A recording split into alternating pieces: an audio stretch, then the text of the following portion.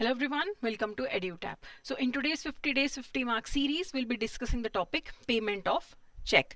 तो देखिए सबसे पहले चेक्स होते क्या हैं, ये एक टाइप के बिल ऑफ एक्सचेंज होते हैं which are drawn on a particular banker, ठीक है। एंड आप ऑन डिमांड जाके इन चेक्स का पेमेंट ले सकते हो। तो जब भी आप एक चेक इशू करते हो तो आप बैंक पे जाके प्रेजेंट करते हो, तो it is always drawn on a banker. तो चेक जो होते हैं आजकल ट्रंकेटेड चेक्स भी आ गई हैं, इलेक्ट्रॉनिक फॉर्म में भी आ चुके हैं। एंड आप अपने सेविंग्स अकाउंट पे भी चेक इशू कर सकते हो, करंट अकाउंट पे भी चेक इशू करके किसी को पेमेंट कर सकते हो, और वो सामने वाला जो इंसान है वो बैंक में चेक सबमिट करवा के पेमेंट ले सकता है। तो it always has to go to the bank, okay. And ये लीगल ड्यूटी है बैंक की चेक करने की कि अगर चेक प्रॉपरली ड्रॉन है, अकाउंट में सफिशिएंट बैलेंस है, बैंक को कहीं से कोई लीगल रिस्ट्रेंट नहीं है, तो बैंक हमेशा चेक का पेमेंट करता है, ओके। अब अगर हम पेमेंट ऑफ चेक की बात करें तो जब भी बैंक के पास एक चेक आएगा, तो जिस ब्रांच पे ड्रॉन होता है चेक उसी को पेमेंट करना है। आजकल तो कोर बैंकिंग सोल्यूशन है, कहीं पे भी जाके चेक सबमिट कर दो किसी भी ब्रांच में बैंक की, तो आपका पेमेंट हो जाता है, ठीक है। फिर बैंक वाले डेट चेक करते हैं। डेट क्यों चेक करना है? क्योंकि जो चेक पे डेट मेंशन्ड होती है उसके 3 मंथ्स तक ही चेक वैलिड होता है। तो बैंक डेट चेक करेगा, पे चेक करेगा कि सिंगल पर्सन को पे करना है, जॉइंट को पे करना है या ऑल्टरनेटिव को पे करना है। जैसे सिंगल में एक्स को पे करना है, जॉइंट में एक्स एंड वाई को पे करना है, ठीक है। ऑल्टरनेटिव में एक्स और वाई को पेमेंट करना है। तो ये देखना पड़ता है कि पेमेंट किसको करना है, पेई कौन है। फिर चेक करना है ऑर्डर चेक है या बेयरर चेक है। तो ये हम टाइप्स ऑफ चेक्स में देखेंगे कि ऑर्डर है या बेयरर चेक क्या होता है, वो हमेशा बैंक वाले चेक करते हैं। फिर फिगर्स में क्या अमाउंट लिखा है और वर्ड्स में क्या अमाउंट लिखा है, ये बैंक वाले चेक करते हैं। तो अगर इनमें डिफरेंस होता है, फिगर्स में और वर्ड्स में अगर डिफरेंस होता है, तो जो वर्ड्स में अमाउंट लिखा होता है उसे बैंक मानता है। फिर क्रॉसिंग ऑफ चेक देखनी पड़ती है। क्रॉसिंग भी अभी हम आगे पढ़ेंगे कि क्रॉस्ड है, कैसे क्रॉस्ड है, स्पेशल क्रॉसिंग है, जनरल क्रॉसिंग है, ठीक है। कोई ऑल्टरेशन तो नहीं है, ठीक है। अगर मान लो मैंने चेक इशू किया है और मैंने गलती से कोई स्पेलिंग मिस्टेक कर दी और मैंने ऐसे डबल करके करेक्ट कर दिया, मैं ऑथेंटिकेट कर दूं कि हाँ मैंने चेक लिखते हुए मुझसे मिस्टेक हो गई थी और मैंने करेक्ट कर दी, तो वो चेक को क्लियर कर दिया जाता है। लेकिन आजकल क्या है, चेक ट्रंकेशन सिस्टम जब से आया है तो थोड़ी सी भी ऑल्टरेशन होती है तो बैंक वाले चेक एक्सेप्ट नहीं करते, पहले कर लिया करते थे, ठीक है। फिर म्यूटिलेशन, अगर मान लो कि चेक हल्का सा कहीं से फट गया है ना, अगर तो बैंक वालों से हैंडलिंग में थोड़ा सा फट गया तो बैंक वाले उसके पीछे लिख देते हैं म्यूटिलेशन गारंटीड। तो उससे पता लग जाता है कि ठीक है बैंक वालों से हैंडलिंग में इशू हुआ है। लेकिन रियलिटी यही है, आपके चेक ट्रंकेशन सिस्टम में ऑल्टर्ड है, म्यूटिलेटेड है, उसे एक्सेप्ट नहीं किया जाता, फ्रेश चेक इशू करवाना ही पड़ता है। फिर ड्रॉर के सिग्नेचर देखने पड़ते हैं चेक पे कि क्या चेक पे जो सिग्नेचर हैं वो प्रॉपर है या नहीं है, जो स्पेसिमन सिग्नेचर है उसे मैच करते हैं नहीं करते हैं। क्योंकि ये सिग्नेचर का मतलब होता है कि जिसका अकाउंट है वो बैंक वालों को अलाउ कर रहा है बैंक में से पैसे डिडक्ट करके किसी को पे करना। तो साइन असली होने बहुत ज़्यादा ज़रूरी होते हैं और बैंक को देखना है कि कहीं कोई स्टॉप पेमेंट इंस्ट्रक्शन तो नहीं है। सिंगल पर्सन का अकाउंट है तो वो स्टॉप पेमेंट इंस्ट्रक्शन खुद से लगा सकता है, जॉइंट अकाउंट है तो उसमें भी कोई भी लगा सकता है स्टॉप पेमेंट इंस्ट्रक्शन, कोई भी अकाउंट होल्डर। हाँ, उस स्टॉप पेमेंट इंस्ट्रक्शन को कैंसिल करना है तो फिर सबको मिलके करना पड़ता है जो जॉइंट अकाउंट में है।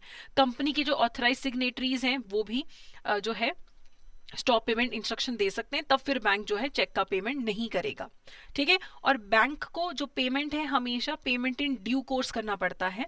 तो अंडर सेक्शन 10 अगर जो पेमेंट है वो अपेरेंट टेन्योर के हिसाब से करनी पड़ती है कि देखो जो डेट चेक करना है बैंक को, गुड फेथ में पेमेंट करना है, कोई नेग्लिजेंस नहीं शो करना है, और बैंक को विश्वास होना चाहिए कि हाँ ये जिस इंसान को हम पेमेंट कर रहे हैं वो entitle to receive the money है, कोई ग्राउंड्स नहीं है ये विश्वास करने के लिए इसको पेमेंट नहीं करना है। तो प्रॉपर चेक की टर्म्स एंड कंडीशंस के हिसाब से पेमेंट करो, गुड फेथ में बिना नेग्लिजेंस के पेमेंट करो, तो फिर उसे पेमेंट इन ड्यू कोर्स माना जाता है under section 10 of the negotiable instrument act 1881।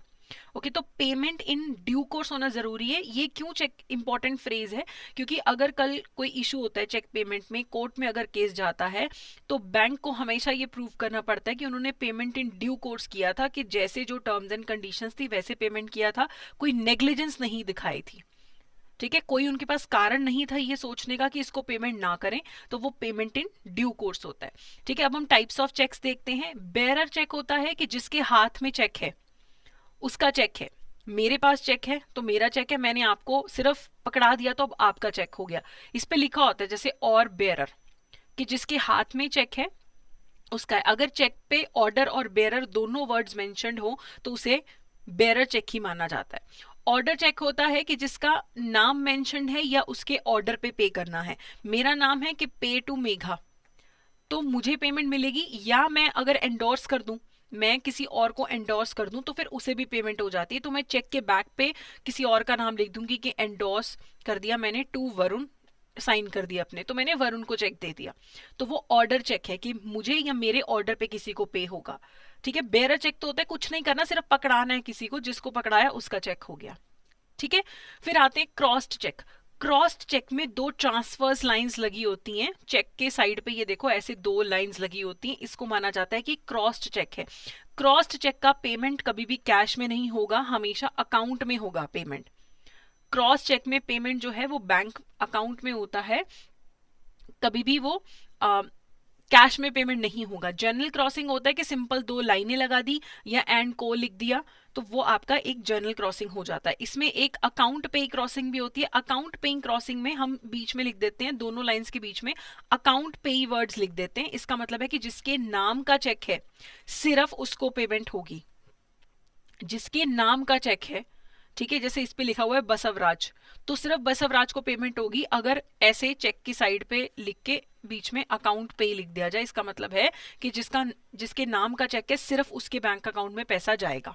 Okay, तो अकाउंट पे क्रॉसिंग वैसे तो नेगोशिएबल इंस्ट्रूमेंट एक्ट में मेंशन नहीं है, लेकिन आरबीआई ने इसे रिकॉग्नाइज किया है कि यस ये बहुत कॉमनली यूज्ड है, तो ये एक्सेप्ट करा जाता है।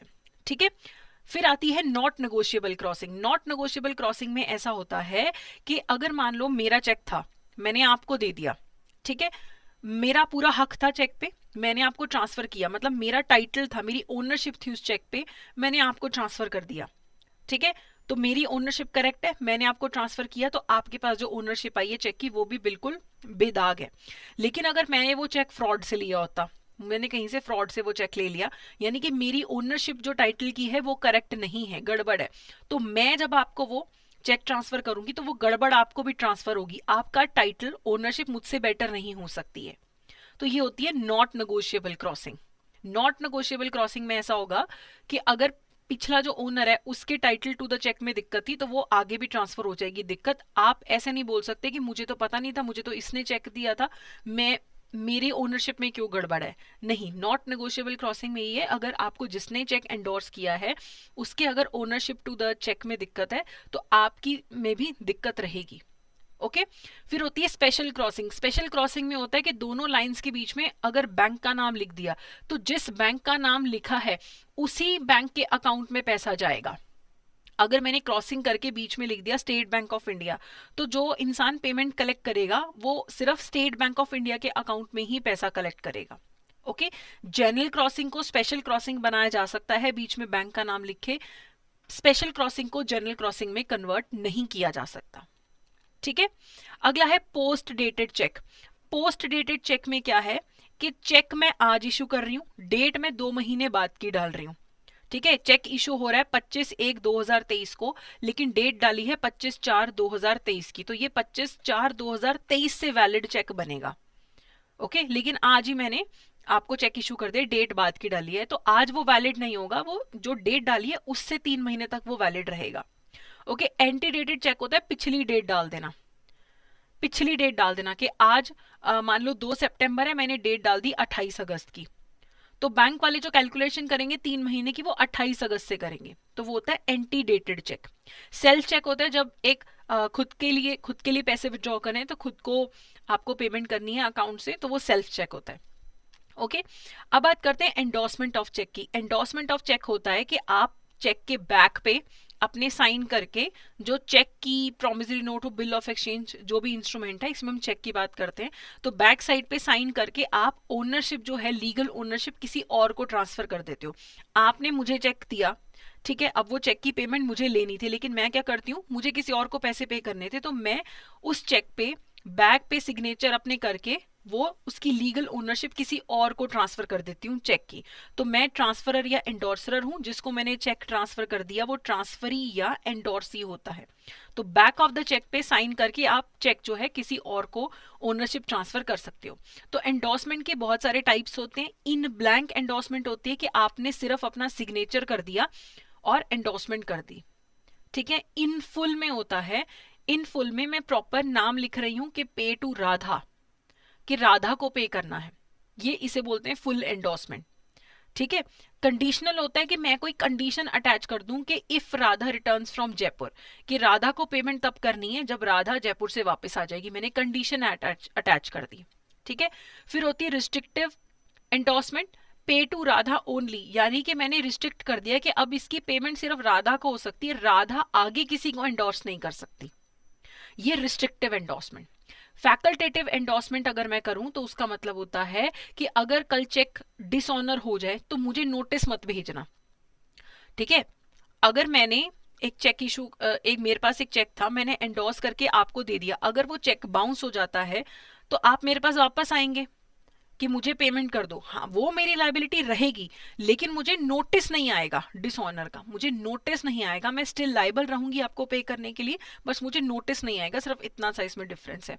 पार्शल होता है कि 5,000 का चेक है, मैंने बोल दिया कि मैं 2500 खुद ले लूंगी, 2500 मैं एंडोर्स कर रही हूँ, ये अलाउड नहीं होता पार्शियल एंडोर्समेंट, कि आधा किसी को पैसा दे दिया आधा किसी और को, नहीं, फुली आपको चेक को एंडोर्स करना पड़ता है, ठीक है। फिर होता है सेंस रिकोर्स।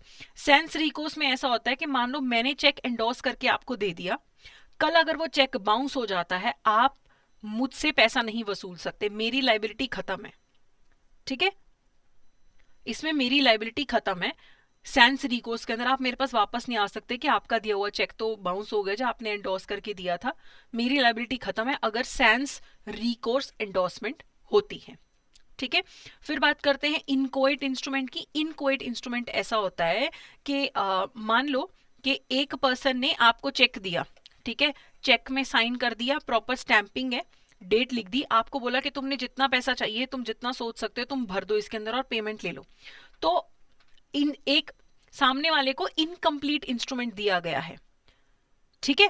कई बार क्या होता है इनकम्प्लीट इंस्ट्रूमेंट है कि डेट नहीं भरी या फिर अमाउंट नहीं भरा, तो मैंने मान लो आपको चेक दिया जिसमें मैंने अमाउंट और डेट नहीं भरा, आपको मैं चेक साइन करके दे देती हूँ, आप उसे क्या भर के कंप्लीट करके पेमेंट ले सकते हो बैंक से, तो यस आप ले सकते हो। ऐसे इंस्ट्रूमेंट्स को इनकोएट इंस्ट्रूमेंट बोला जाता है सेक्शन 20 में।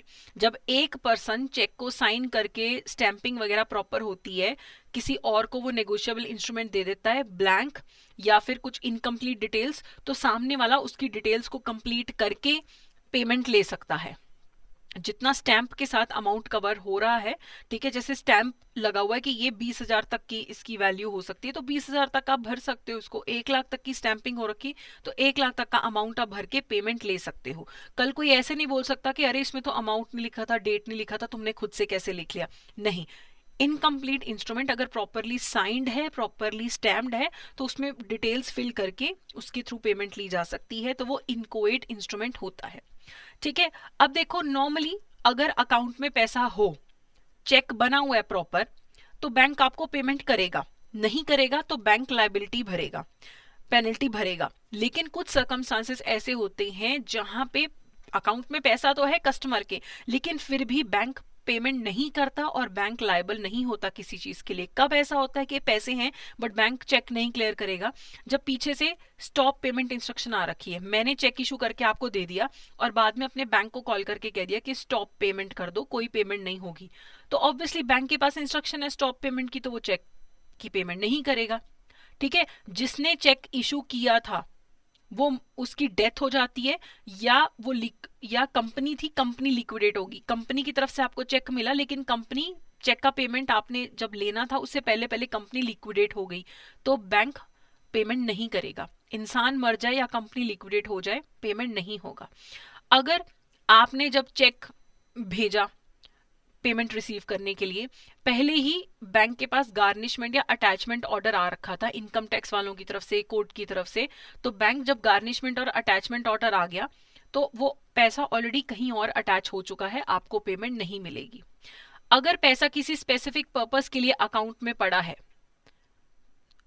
ठीक है, मैंने बैंक को बोल रखा है कि ये 50,000 जो तुम है ये सेपरेटली रखो और इससे तुम मार्केट में इन्वेस्ट करोगे, मेरी इंश्योरेंस प्रीमियम पे करोगे, तो वो स्पेसिफिक पर्पस के लिए पैसा पड़ा है, वो चेक पेमेंट के लिए यूज नहीं हो सकता। ठीक है, अगर बैंक का राइट टू सेट ऑफ बनता है उस पैसे पे तो भी आपका पेमेंट आपको नहीं मिलेगा। या फिर अगर बैलेंस क्लियर नहीं है, मान लो मैंने पैसे बैंक में जमा करवाए, ठीक है, और आपको चेक इशू कर दिया, लेकिन अभी प्रोसेसिंग हुई नहीं, अभी मेरे अकाउंट में रिफ्लेक्ट होना नहीं शुरू हुआ वो पैसा, यानी कि बैलेंस क्लियर नहीं था, तो पेमेंट आपको नहीं मिलेगी चेक की। ठीक है, तो सर्टेन ये सर्कमस्टांसेस हैं कि पैसा अकाउंट में होने के बावजूद चेक नहीं क्लियर हो पाता, तो ये वो सर्कमस्टांसेस हैं। ठीक है, फिर बैंक को प्रोटेक्शन मिलती है अगर मान लो बैंक के पास एक ऑर्डर चेक या बेयरर चेक आया या ड्राफ्ट आया जिसमें फॉर्ज्ड एंडोर्समेंट थी, नकली एंडोर्समेंट हो रखी थी, बैंक पे कर देगा। ठीक है, लेकिन बैंक को प्रोटेक्शन मिलेगी अगर बैंक प्रूव कर दे कि उन्होंने प्रॉपर ड्यू कोर्स फॉलो किया था, प्रॉपर टेन्योर, बिना नेग्लिजेंस की उन्होंने पेमेंट करी थी।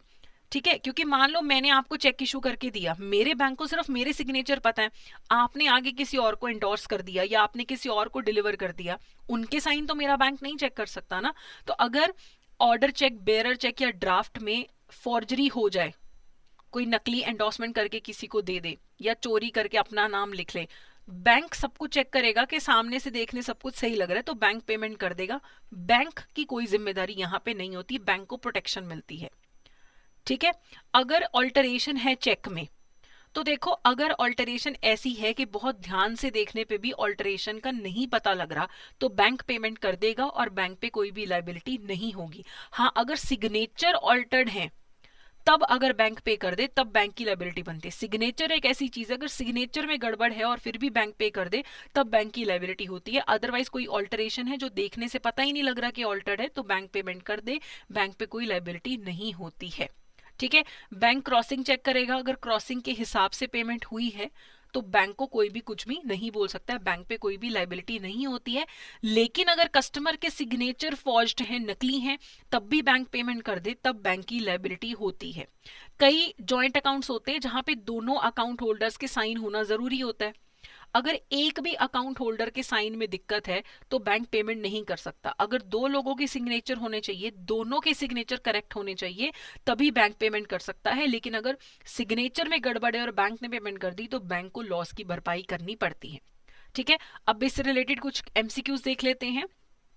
If a cheque is lost in transit or in the clearing process or to the paying bank branch, the bank should immediately inform the account holder so that she can inform the drawer to take steps for stop payment. The onus of such loss lies with the, अगर check रास्ते में घूम जाए, clearing process में कुछ गड़बड़ हो जाए, तो बैंक को इमीडिएटली अकाउंट होल्डर को बताना पड़ता है, ताकि जिससे अकाउंट होल्डर को चेक मिला था वो उसको बोल सके कि तुम पीछे से स्टॉप पेमेंट इंस्ट्रक्शन लगा दो, मेरे बैंक से चेक गुम गया है। तो यहाँ पे लॉस की भरपाई कौन करेगा? Paying bank, collecting bank, account holder या फिर ड्रॉई? तो पेमेंट करेगा लॉस की कलेक्टिंग बैंक। सबसे पहले लॉस की भरपाई कस्टमर को कलेक्टिंग बैंक करेगा। अगर कलेक्टिंग बैंक बाद में प्रूफ कर दे कि पेइंग बैंक की गलती थी, तो वो पेइंग बैंक से पैसा वसूल सकता है, लेकिन इमीडिएटली लॉस की भरपाई कलेक्टिंग बैंक को ही करनी पड़ती है। ठीक है, तो अगर चेक गुम जाता है, क्लियरिंग प्रोसेस में कुछ गड़बड़ हो जाती है, तो हमेशा कलेक्टिंग बैंक ही पहले पेमेंट करता है। ठीक है, ये आपको पेपर में क्वेश्चन पूछा जा चुका है, तो बी यहाँ पे करेक्ट ऑप्शन है। अगला है, if the cheque bears across its face in addition to the crossing the name of a banker, the check is deemed to have been dash crossed. इसमें कौन से टाइप की क्रॉसिंग होती है? जहां पे ऐसे लाइंस के बीच में बैंक का भी नाम लिखा जाए, तो वो स्पेशल क्रॉसिंग होती है। ये भी आपको पेपर में क्वेश्चन पूछा गया है, तो बी यहाँ पे करेक्ट ऑप्शन है। अगला है, a specially crossed cheque is payable to. एक स्पेशली क्रॉस्ड चेक जो होता है उसकी पेमेंट किसको होती है?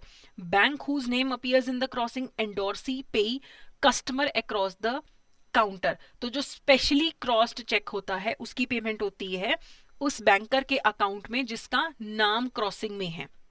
तो स्पेशल क्रॉसिंग पे 2 बार आपको आ चुका है, तो स्पेशल क्रॉसिंग में बैंक का जिसका नाम होगा उसी बैंक अकाउंट में हमेशा पैसा जाता है, तो ए यहाँ पे करेक्ट ऑप्शन है। अगले क्वेश्चन का आंसर आप मुझे कमेंट सेक्शन में दीजिएगा। A stamp paper either wholly blank और partially filled, signed and deliver to another person, granting authority to complete is a negotiable instrument. कि आपको किसी ने प्रॉपर स्टैंपिंग साइन करके डिलीवर कर दिया, कुछ डिटेल्स उसमें नहीं है उस इंस्ट्रूमेंट में, तो फिर ऐसे टाइप के इंस्ट्रूमेंट को क्या बोलोगे? Bill of exchange, promissory note, inchoate instrument या फिर चेक? इसका आंसर आप मुझे कमेंट सेक्शन में दीजिएगा। बाकी आपको प्रिपरेशन में कोई हेल्प की ज़रूरत है तो हमारा एक अभी अभी क्रैश कोर्स स्टार्ट हुआ है, उसमें आप एनरोल कर सकते हैं, जिसमें हर सब्जेक्ट की 15-15 क्लासेस होंगी एंड 12 अक्टूबर तक आपका पूरा सिलेबस खत्म हो जाएगा। आपको नोट्स भी मिलेंगे, टेस्ट सीरीज भी मिलेंगी। तो आप हमारी वेबसाइट पे जाके edutab.co.in पे हमारे लाइव क्रैश कोर्स 3 जो बैच है उसमें एनरोल कर सकते हैं। तो that's it for today, thank you so much.